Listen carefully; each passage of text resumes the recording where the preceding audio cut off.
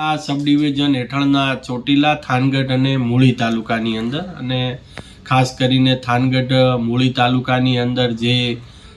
ખૂબ જ મોટા પ્રમાણમાં ગેરકાયદેસર કોલસાનું જે ખનન થતું હતું, અને એ ખનન પ્રવૃત્તિઓની અંદર સંકળાયેલા જે ઈસમો છે જે તદ્દન ગેરકાયદેસર પ્રવૃત્તિઓ કરતા હતા, વારંવાર એમને આ જથ્થો ત્યાંથી જપ્ત કરવામાં આવેલો છે. તો તેવા ઈસમો સાથે સાથે જે સરકારી જમીનો ઉપર મોટા પ્રમાણની અંદર મોટા બાંધકામો કરી અને સરકારી જમીનો જે પચાવી પાડી છે, આવા ઈસમો અને આ તમામે તમામ જે ઈસમો છે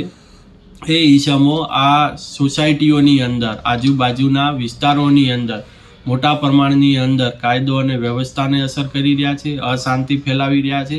આવા અસામાજિક તત્વોની સામે કાર્યવાહી કરવા માટે, તડીપારની કાર્યવાહી કરવા માટે